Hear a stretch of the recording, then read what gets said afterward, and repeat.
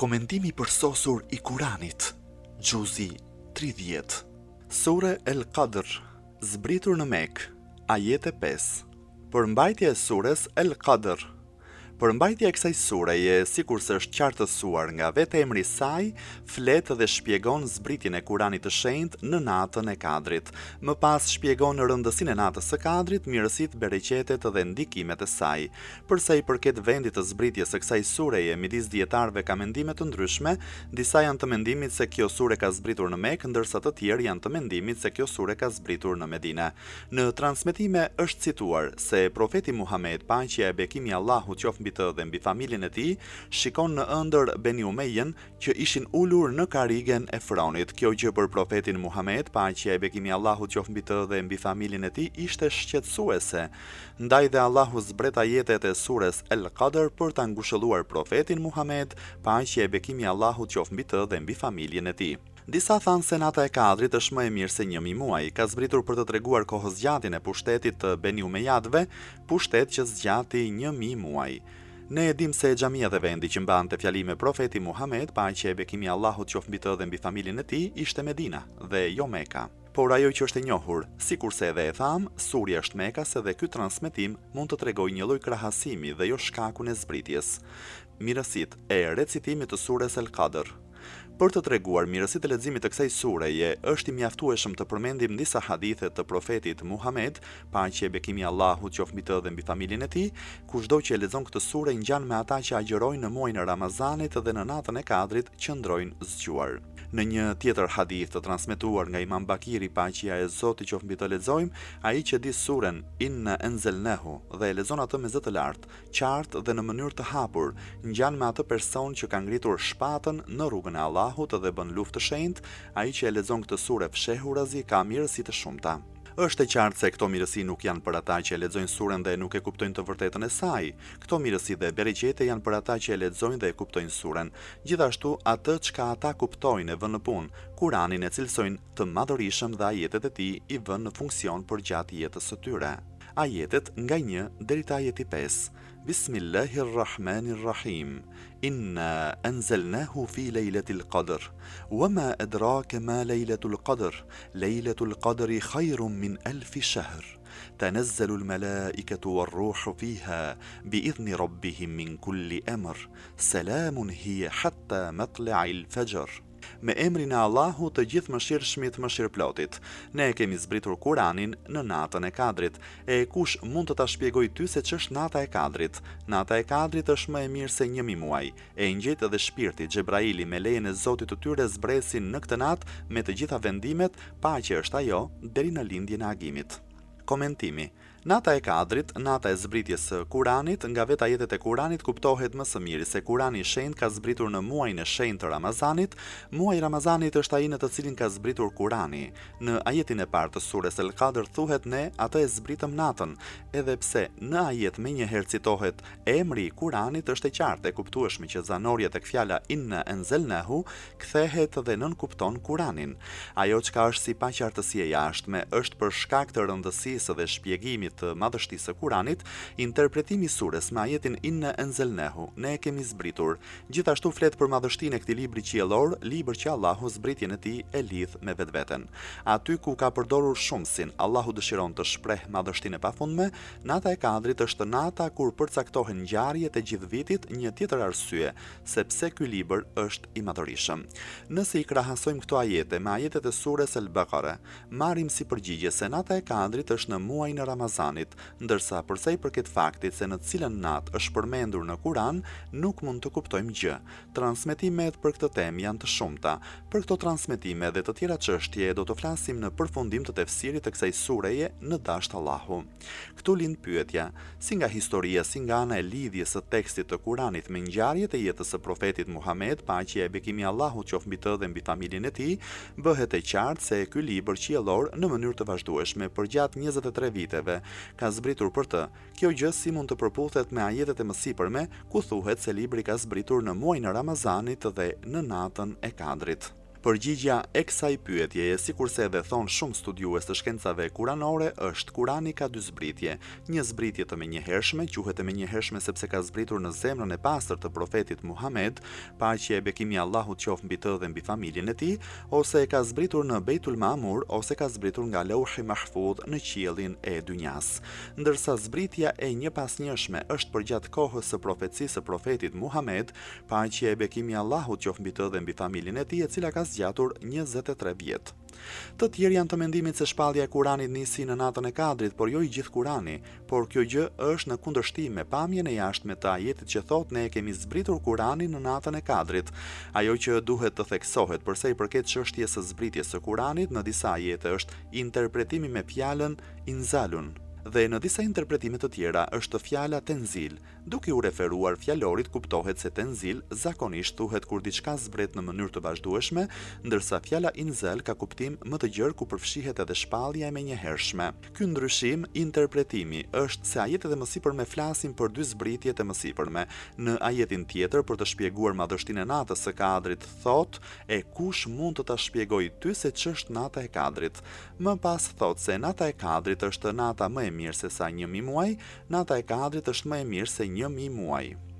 Ky interpretim tregon se madhështia e kësaj nate është aq e madhe sa që edhe vetë profeti Muhammed, paqja e bekimi i Allahut qoftë mbi të dhe mbi familjen e tij, me gjithë dijen e tij të gjerë para se të zbriste ky ajet, nuk kishte dijeni për të. Ne e dim se 1000 muaj janë më shumë se 80 vjet. Në të vërtetë, çfarë natë është ajo që ka gjithë këtë madhështi? Madhështia e saj është aq e madhe sa që bereqeti i saj është sa vlera e një jete.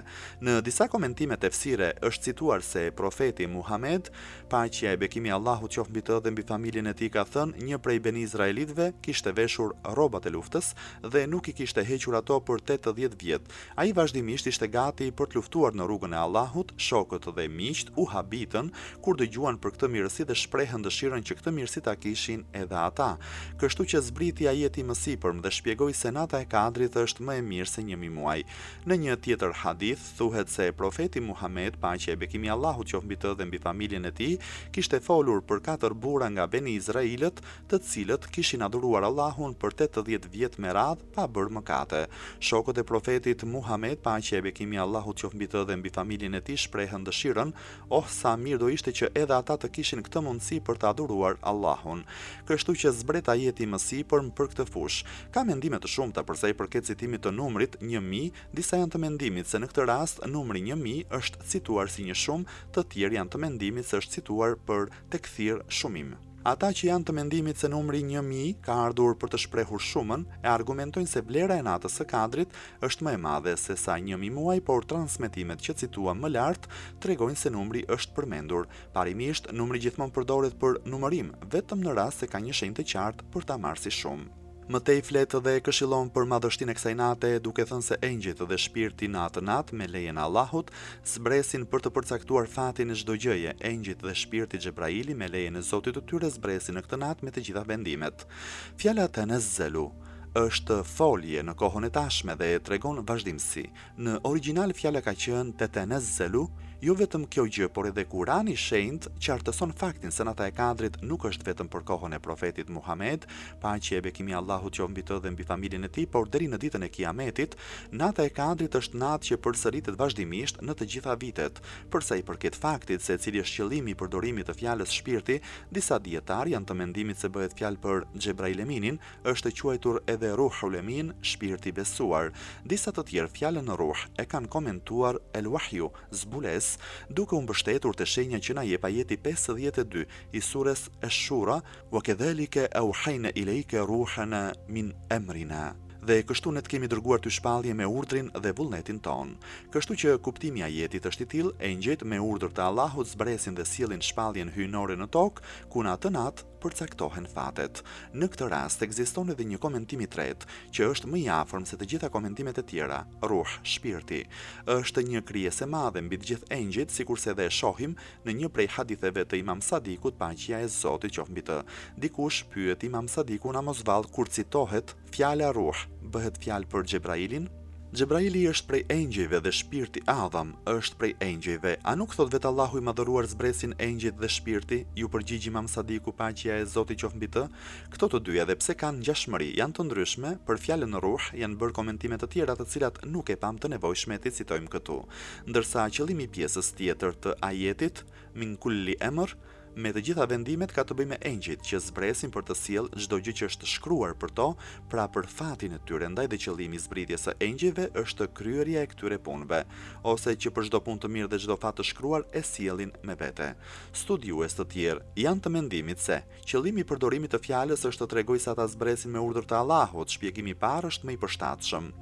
Interpretimi i fjalës Rabbahum, ku edhe është mbështetur çështja e rububiyetit dhe e punëve që kryhen në këtë botë, ka ngjashmëri me punët e këtyre engjëjve. Ata zbresin për të sjellë atë çka është përcaktuar nga Allahu për njerëzit dhe për gjithë botën. Puna e tyre është një pjesë e atributit të Zotit për të kontrolluar dhe furnizuar gjithësinë. Mëtej në ajetin e fundit thuhet se nata e Kadrit është nata e mbushur me paqe, paqe është ajo deri në lindjen e agimit. Në këtë natë ka zbritur Kurani. Adhurimi në këtë natë është i barabartë me 1000 muaj, mirësitë dhe bereqetet e Allahut zbresin në këtë natë, mëshira e Allahut përfshin të gjithë robët, engjëjt dhe shpirti zbresin në këtë natë. Kështu që kjo natë e gjitha është e mbushur me mirësi, që nga fillimi i saj e deri në fund. Sipas disa transmetimeve, në këtë natë shejtani është i lidhur me zinxhir dhe për këtë arsye është një natë plotësisht e mbushur me paqe, mirësi e bereqet. Ndaj dhe fjala selam, paqe, e cila ka kuptimin shëndet, në të vërtetë është një lloj theksimi e cila ka ardhur dhe është përdorur në vend të fjalës selam, shëndet. Edhe ne ndonjëherë themi se filani është vetë drejtësia. Komentues të tjerë janë të mendimit se fjala selam në atë natë është përdorur sepse engjëjt i dërgojnë vazhdimisht selam njëri tjetrit ose besimtarve ose shkojnë pranë profetit Muhammed, paqja e bekimi i Allahut qoftë mbi të dhe mbi familjen e tij, dhe të mëkëmbësit lirë e i përshëndesin me selam. Por mbledhja e këtyre komentimeve është e mundur. Megjithatë, ajo është një natë e mbushur me dritë dhe mëshirë, mirësitë e kësaj nate përfshin gjithçka. Kur është pyetur Imam Bakiri paqja e Zotit qoftë mbi të se nëse di cila është nata e Kadrit, është përgjigjur si mos ta dim, atë natë engjëjt na vinë në rrotull. Në historitë që flitet për profetin Ibrahim, paqja e Zotit qoftë mbi të, thuhet se disa engjëj erdhën pranë tij për të sjellë lajmin e lindjes së djalit, e përshëndetën atë me selam. Të dërguarit tan i sollën Ibrahimit lajmin e mirë dhe i thanë paqe mbi ty. Ai u përgjigj paqja qoftë mbi ju, dhe me të shpejtu solli atyre një viç të pjekur.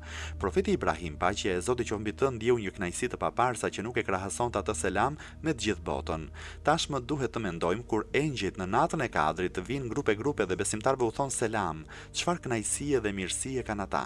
Kur profetin Ibrahim, paqja e Zotit qoftë mbi të, e hodhën në zjarrin e Nemrudit, engjëjt erdhën pranë tij dhe e përshëndetën atë me selam dhe zjarri u bë fush me lule për të.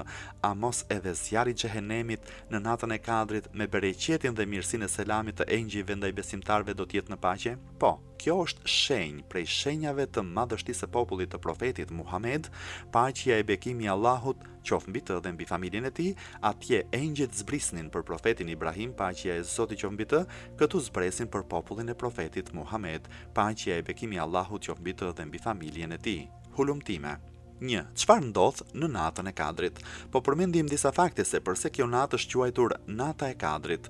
Është quajtur nata e Kadrit sepse në këtë natë përcaktohet shumica e fateve të robëve përgjatë gjithë vitit. Dëshminë e këtij shpjegimi dhe kuptimi e shikojmë në ajetet 3 dhe 4 të surës Ad-Dukhan. Ne zbritëm Kur'anin në një natë të bekuar, vërtet ne gjithmonë kemi qenë paralajmërues, në atë natë të zbritjes së Kur'anit vendoset çdo punë e urtë. Ne, këtë libër të shenjtë e kemi zbritur në një natë me plot mirësi ku çdo punë është e sistemuar sipas drejtësisë së Allahut, ne gjithmonë jemi vëzhgues.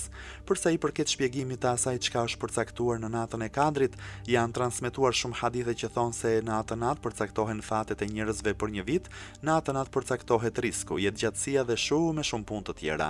Në atë natë shpjegohet nata e bekuar. Ajo çka përcaktohet në këtë natë nuk ka asnjë kundërshtim me lirinë dhe vullnetin e njeriut, si dhe me çështjen e të qenit i lirë, sepse ajo çka përcaktohet nga Allahu nëpërmjet engjëjve është e bazuar mbi meritën e njerëzve sipas besimit dhe devotshmërisë, si dhe pastërtisë së veprave të njerëzve. që do të thotë se për çdo njeri përcaktohet fati në bazë të meritës, me fjalë të tjera fusha është e përgatitur nga vetë njeriu, gjë që tregon se njeriu e ka lirinë e plot për të zgjedhur. Kjo gjë nuk ka asnjë keq kuptim me lirinë që ka njeriu. Komentues të tjerë janë të mendimit se nata e Kadrit ka marrë këtë emër sepse në të ka mirësi të madhe e ngjashme me të është ajeti 74 i surës Hajj. Ata nuk e njohën përcaktimin e Allahut. Të tjerë janë të mendimit se Kurani i është shpallur të dërguarit të Allahut, paqja e bekimi i Allahut qoftë mbi të dhe mbi familjen e tij, nëpërmjet engjëjve që mbartin përcaktimin. Të tjerë janë të mendimit se është nata ku është përcaktuar të zbresë Kurani. Ai që e gdhin këtë natë fiton pozitë të lartë. Në atë natë zbresin aq shumë engjëj sa që gjerësia e tokës ngushtohet, sepse fjala përcaktim është marrë edhe me kuptimin ngushtim. Allahu nuk e ngarkon askënd mbi sa i ka dhënë. Përmbledhja e të gjithë këtyre komentimeve për sa i përket kuptimit të tokfjalshit Leiletul Qadr, nata e Kadrit, është plotësisht e mundur. Komentimi i parë është më i përshtatshëm dhe më i njohur. 2. Cila natë prej netëve është nata e Kadrit? Nuk ka asnjë dyshim se nata e Kadrit është në muajin e Ramazanit, sepse të gjitha ajetet kuranore e qartësojnë këtë fakt. Vetë Kurani thotë se zbritja e Kuranit ka filluar në muajin e Ramazanit. Muaji i Ramazanit është ai në të cilin ka zbritur Kurani.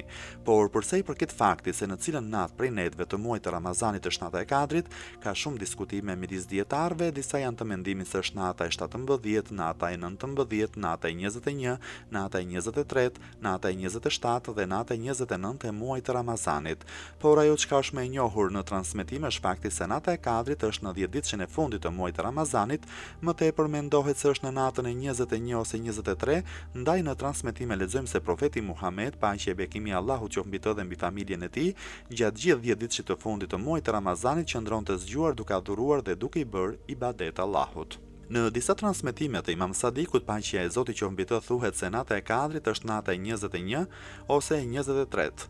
Kur transmetuesi ngul këmbë dhe pyet se në cilën prej këtyre netëve është nata e Kadrit, nëse nuk mundem që të dy netët të qëndrojë zgjuar për të bërë ibadet, Imam Sadiku, paqja e Zotit qoftë mbi të, nuk përcaktoi gjë dhe tha sa lehtë është të qëndrosh zgjuar për atë çka kërkon.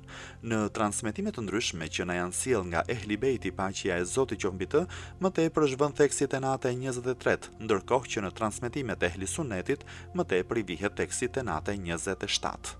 Në një transmetim të Imam Sadikut, paqja e Zotit qoftë mbi të, lexojmë në natën e 19 të muajit të Ramazanit shkruhen fatet dhe në natën e 21 përforcimi i tyre, ndërsa në natën e 23 firmosen ato. Në këtë mënyrë transmetimet përmbledhen, por sidoqoftë nata e Kadrit ka mbërritur për shkak të disa mënyrave që do t'i citojmë më tej. 3. Përse nata e Kadrit është e fshehtë? Shumë studiues janë të mendimit se fshehtësia e natës së Kadrit në mesin e netëve të vitit ose në mesin e netëve të muajit të shenjtë të Ramazanit është për shkak se njerëzit duhet t'i kushtojnë rëndësi kësaj nate. Allahu i Madhëruar e ka mbajtur të fshehtë kënaqësinë e tij midis llojeve të adhurimeve në mënyrë që të gjithë njerëzit t'i kushtojnë rëndësi të gjithë llojeve të adhurimeve. Po ashtu zemrimin e tij e mban të fshehtë për shkak që të gjithë të ruhen dhe të largohen nga e keqja. Miqtë e tij të dashur i mban të fshehtë që t'i respektojnë të gjithë, pranimin e lutjeve mban të fshehtë që të gjithë të bëjnë lutje, emrin e Adham e mban të fshehur midis emrave të tij që ta adhurojnë të gjithë, edhe kohën e vdekjes e ka mbajtur të fshehtë sepse dëshiron që të gjithë të jenë të gatshëm. Kjo filozofi duket e arsyeshme. 4. A kanë pasur natë Kadri popujt të mëparshëm? Sipas ajeteve të kësaj sure, është e dukshme se nata e Kadrit nuk është vetëm për periudhën e zbritjes së Kuranit dhe epokës së profetit Muhammed, paqja e bekimi i Allahut qoftë mbi të dhe mbi familjen e tij, por ajo është e përhershme, pra është çdo vit deri në përfundim të kësaj bote. Folja e Nezzelu është në kohën e tashme dhe tregon vazhdimsi. Kjo gjë flet për një tjetër dëshmi të vazhdimësisë së natës së Kadrit. Edhe fjalia paqja është ajo deri në lindjen e agimit tregon vazhdimsinë e natës së Kadrit, sipas hadithit të profetit Muhammed, paqja e bekimi i Allahut qoftë mbi të dhe mbi familjen e tij. Allahu natën e Kadrit e ka caktuar për popullin tim dhe asnjë prej popujve të mëparshëm nuk e kanë pasur këtë privilegj. Komentimi i ajeteve të mësipërme e vërteton këtë gjë. 5. Në ç'më mënyrë nata e Kadrit është më e mirë se 1000 muaj? Mirësinë dhe të qenit, nata e privilegjuar, nata e Kadrit është për shkak të vlerës së adhurimit dhe qëndrimit zgjuar në këtë natë. Në librat e Ehli Beitit dhe të Ehli Sunnetit lexojmë shumë transmetime për mirësinë e qëndrimit zgjuar dhe të adhurimit që bëhet në këtë natë.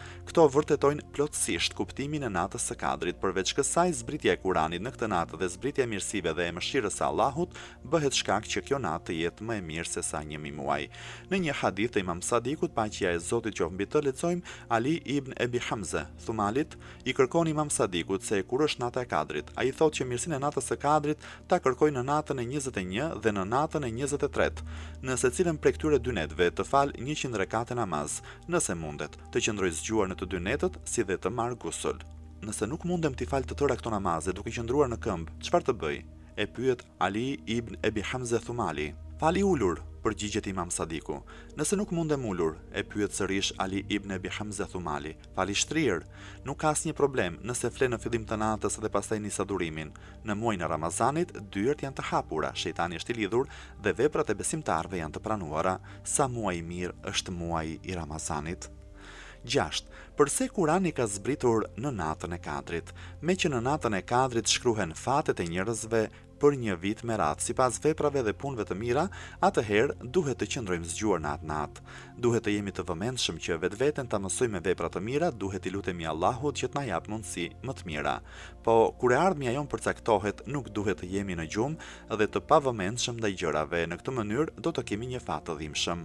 Kurani është një libër që ndërton fatet, rrjedhën e fateve, atëherë lumturia dhe udhëzimi i njerëzve është i qartësuar tek Zoti, ndaj dhe Kurani duhet të zbresë në një natë të tillë. Lidhja midis tyre, natës së Kadrit dhe Kuranit, është me plot kuptim. 7. A është nata e Kadrit e njëjtë në të gjitha vendet?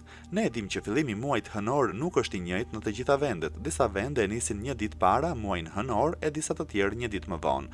Ndaj dhe nata e Kadrit nuk mund të jetë një natë e përcaktuar e një prej ditëve të muajit, sepse për shembull, nata e 23 në Mekë mund të jetë nata e 22 në Iran dhe në Irak. Ndaj për këtë arsye secili vend duhet të ketë një natë Kadri, por a është e njëjtë dhe e përshtatshme ajo që u tha me ajetet dhe transmetimet që cituam më lart? Përgjigja. Kjo pyetje qartësohet duke i kushtuar pak vëmendje kësaj çështje. Nata është hija e pjesës tjetër të sipërfaqes së tokës e cila bie në pjesën tjetër. Ne e dim se hija e pjesës së tokës vjen në bazë të lëvizjes së tokës dhe një rrotullim i plotë i tokës kryhet pas 24 orësh. Ndaj ka mundësi që nata e Kadrit të jetë një rrotullim i tërë rreth tokës, që do thotë të jetë 24 orë të errësirës që ka mbuluar të gjithë pjesët e tokës, që fillimi i saj është diku dhe përfundimi diku tjetër. O Allah, na jep dije dhe njohuri që të shijojmë mirësinë e natës së Kadrit. O Allah, sytë e kemi të drejtuara nga Ti. O Allah i madhëruar, na bëj prej shijuesve të asaj nate. O Allah, mos na bëj prej atyre që nuk e shijojnë dhe nuk përfitojnë nga kjo natë, ata nuk janë më lart nëse nuk e kujtojnë. Amin. Ya Rabbal Alamin.